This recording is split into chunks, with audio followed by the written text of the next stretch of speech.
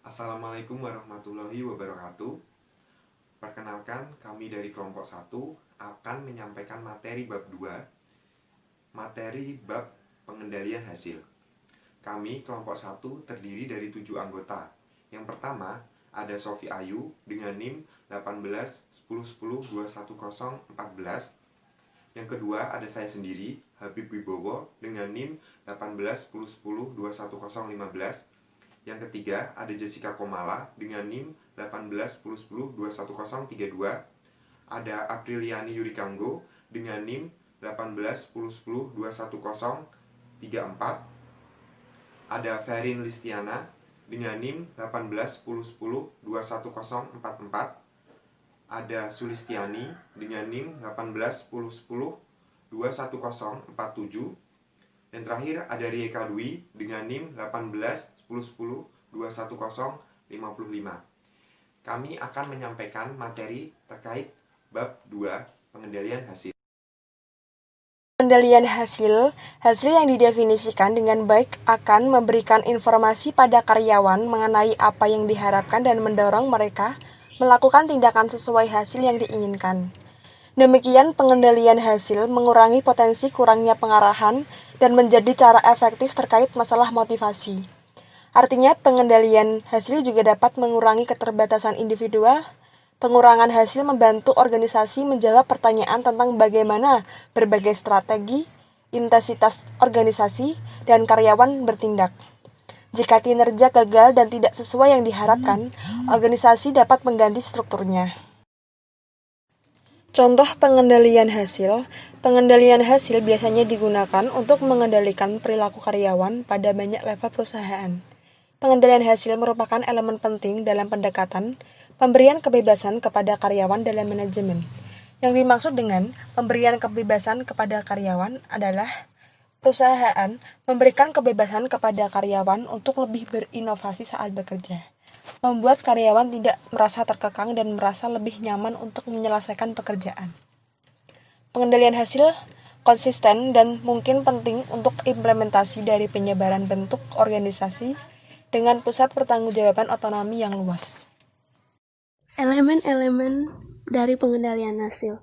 Pengimplementasian dari pengendalian hasil membutuhkan 4 langkah. Yang pertama, mendefinisikan dimensi kinerja. Dimensi merupakan hasil yang diinginkan maupun tidak diinginkan. Perusahaan perlu menentukan fokus pada suatu dimensi kinerja agar dapat menentukan hasil yang harus diukur. Selain perlu menentukan apa yang perusahaan inginkan untuk diukur, perusahaan juga harus memastikan bahwa pengukuran yang dilakukan sudah sesuai. Yang kedua, mengukur kinerja. Pengukuran merupakan elemen penting dalam sistem pengendalian hasil. Objek dari pengukuran adalah kinerja yang khusus dari entitas organisasi atau seorang karyawan pada periode tertentu dalam sebuah perusahaan. Beberapa pengukuran meliputi penilaian yang subjektif. Evaluasi mungkin diminta untuk menilai apakah seorang manajer menjadi pemain dalam tim atau mengembangkan karyawan secara efektif, dan mencatat penilaian mereka dalam sebuah skala pengukuran. Yang ketiga yaitu menetapkan target kinerja. Target kinerja atau standar adalah elemen sistem pengendalian hasil lain yang juga penting.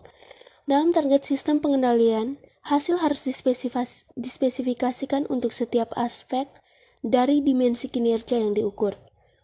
Target kinerja mempengaruhi perilaku dalam 2 cara. Pertama, target tersebut menstimulasi aksi dan meningkatkan motivasi melalui penyediaan tujuan secara sadar bagi karyawan. Kebanyakan orang lebih suka diberi target tertentu untuk dicapai dibanding jika diberikan pernyataan yang samar-samar, seperti lakukan yang terbaik yang Anda bisa. Kedua, target kinerja memungkinkan karyawan untuk menginterpretasikan kinerja mereka sendiri. Yang keempat yaitu menyediakan penghargaan atau sanksi. Penghargaan dan sanksi merupakan elemen penting terakhir dari sistem pengendalian hasil. Penghargaan yang tercakup dalam kontrak yang bersifat motivasi apapun seperti kenaikan gaji, bonus, promosi, keamanan kerja, penugasan kerja, kesempatan pelatihan, kebebasan, pengenalan, dan kekuasaan. Sanksi merupakan lawan dari penghargaan. Sanksi tidak disukai oleh karyawan, misalkan demosi atau penurunan pangkat, teguran dari pengawas, gagal mendapat penghargaan, atau yang lebih gawat lagi yaitu kehilangan pekerjaan. Slide selanjutnya adalah kondisi yang menentukan efektivitas pengendalian hasil. Pengendalian hasil merupakan bentuk pengendalian yang penting di dalam banyak organisasi. Pengendalian hasil tidak selalu dapat digunakan secara efektif. Pengendalian hasil bekerja dengan baik apabila seluruh kondisi yang akan saya sebutkan di bawah ada di dalam perusahaan. Yang pertama, organisasi dapat menentukan hasil apa yang diinginkan di dalam wilayah yang dapat dikendalikan. Jadi, organisasi dapat mencapai hasilnya apabila wilayah dapat dikendalikan. Yang kedua, karyawan yang tindakannya dikendalikan memiliki pengaruh yang signifikan terhadap hasil yang mereka pertanggungjawabkan. Jadi, hasil dari pekerjaan karyawan memiliki pengaruh terhadap hasil yang dikerjakan. Yang ketiga, organisasi dapat mengukur efektivitas hasil.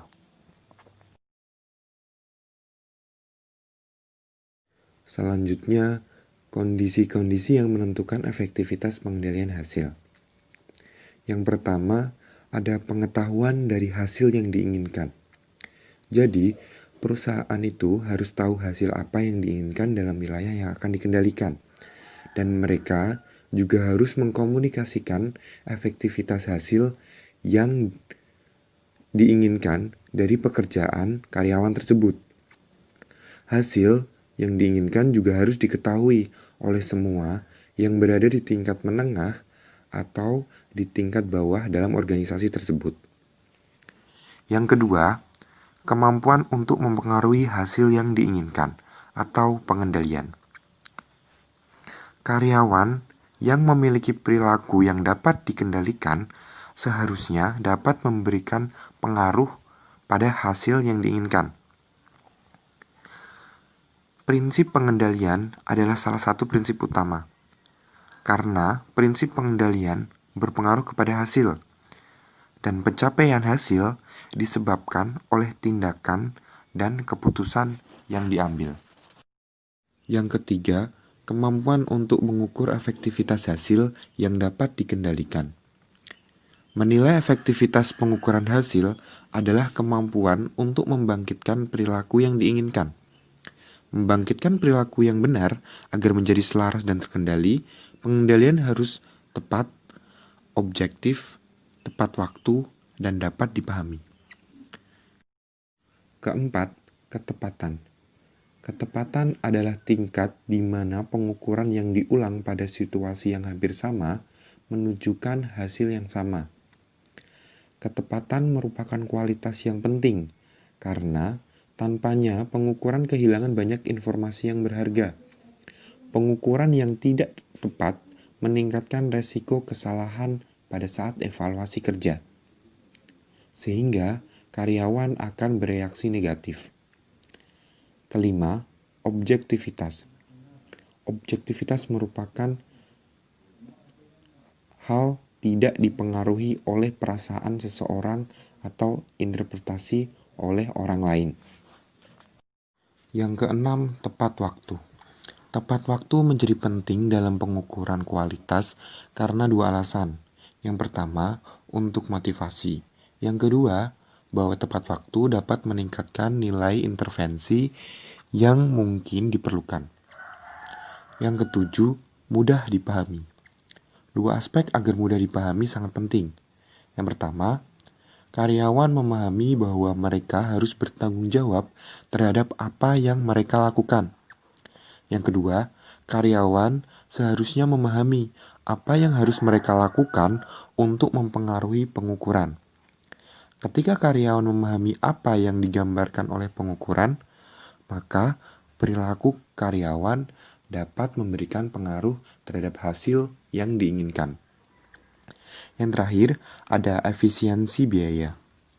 Jadi, efisiensi biaya ini pengukuran agar biaya dapat dioptimalkan menjadi secara efisien. Selanjutnya, ada studi kasus Point Hill Toyota sebagai berikut. Points Hill Toyota atau bisa disebut PHT ini adalah dealer Toyota yang besar. Penjualan tahunan berkisar 85 juta US dollar termasuk hampir 10 juta US dollar dari bengkel. PHT memiliki 145 karyawan dan total keuntungan tahunan sekitar 1,8 juta US dollar. PHT telah memenangkan beberapa penghargaan untuk kinerja yang sangat baik. Struktur organisasi PHT cukup khas dalam penjualan, yaitu mengombinasikan departemen penjualan kendaraan baru dan penjualan kendaraan bekas. Hanya sekitar 1 dari 5 dealer mobil biasanya yang terkecil memiliki departemen yang mengombinasikan penjualan kendaraan. Namun manajer PHT lebih menyukai fleksibilitas dari tenaga penjual mereka untuk menjual kendaraan yang diinginkan oleh konsumen, baik itu baru atau bekas. Masing-masing departemen PHT dikelola sebagai pusat keuntungan. Ada banyak biaya tidak langsung atau biaya overhead, seperti gaji administrasi dealer dan biaya iklan dealer, yang diberikan atau dialokasikan pada departemen. Hanya beberapa infrastruktur yang berhubungan dengan hal tersebut, misalnya sewa dan yang sama dengan hal tersebut, dan beberapa pengeluaran lainnya di mana manajer departemen hanya memiliki pengendalian yang kecil atau tidak memiliki pengendalian sama sekali, seperti pajak, hukum, atau audit yang tidak dialokasikan pada mereka. Selanjutnya, keuntungan departemen PHT sangat beragam. Sebagian besar dealer penjualan kendaraan baru di PHT hanya memberikan keuntungan marginal. Kendaraan bekas memberikan keuntungan yang tinggi. Departemen jasa secara konsisten merupakan departemen PHT yang menguntungkan, dengan margin biasanya berkisar antara 15-20%. Penaksiran harga kendaraan bekas seringkali menciptakan ketidaksepahaman. Beberapa ketidaksepahaman seperti ini menjadi hal yang sangat umum dalam dealer, karena tenaga penjual seringkali termotivasi untuk meminta pembayaran lebih dari pelanggan. Selanjutnya, di sini ada pengukuran kinerja dan insentif. Kompensasi dari baris personel di PHT sangat tinggi, khususnya diberikan kepada karyawan yang secara umum memiliki tingkat pendidikan rendah. Meski berusia 20-an, mereka dapat memperoleh penghasilan 6.000 sampai 7.000 per bulan. Oke, kita akan lanjut slide berikutnya, yaitu tentang insentif untuk departemen penjualan. Di sini saya akan menjelaskan tentang insentif dari PHT Points Hill Toyota. Di sini semua personal departemen, baik manajer penjualan umum, sales tax manager, dan manajer penjualan kendaraan bekas, semuanya dibayar relatif berdasarkan gaji pokok, kemudian ditambah dengan pembayaran insentif. Berapa sih tingkat komisinya? Tingkat komisinya adalah 20% dan 7% dari keuntungan kotor saat transaksi penjualan. Jadi di sini tuh belum dipotong pajak dan lain-lain. Selain mendapatkan komisi, di sini juga mendapatkan bonus. Bonusnya juga lumayan besar, kisaran 250% sampai 300% dari gaji pokok tenaga penjualan. Di sini bonus ditentukan oleh pertimbangan tingkat indeks kepuasan dari konsumen dan karyawan. Jadi, semakin tinggi indeks kepuasan konsumen, maka akan semakin tinggi bonus yang kita dapat. Contohnya bisa dilihat di luar sana, banyak sales dari perusahaan lain di sana itu banyak mengejar kuantitas daripada kualitas, soalnya semakin bonusnya kan semakin tinggi, maka mereka lebih mengejar pendapatan bonus daripada kualitas yang ada di perusahaan. Kemudian, gaji dibayarkan secara setahun, sedangkan komisi dan bonus dibayar secara bulanan. Di sini insentif dibagi menjadi beberapa macam. Yang pertama, manajer penjualan umum dibayar yaitu sebesar 2,25%. Yang kedua, sales tax manager dibayar 1,2 sampai 1,5%, dan manajer penjualan kendaraan bekas dibayar 5% dari penjualan kendaraan bekas tersebut.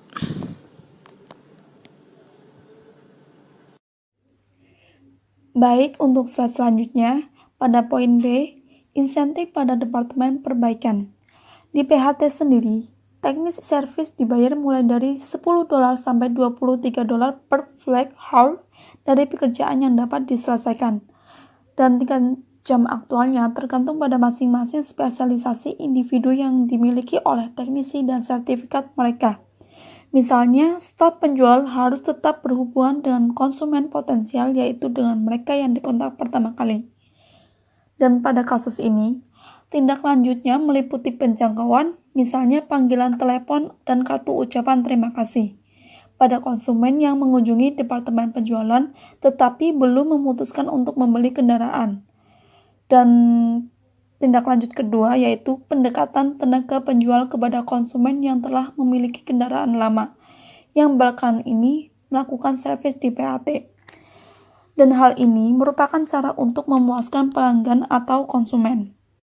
Di sini PHT telah membangun proses reguler untuk dua tipe tindak lanjut.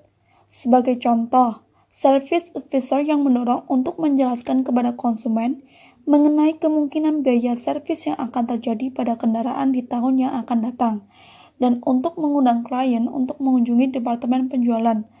Akan tetapi, aktivitas ini membutuhkan waktu dan biasanya service advisor reguler diabaikan.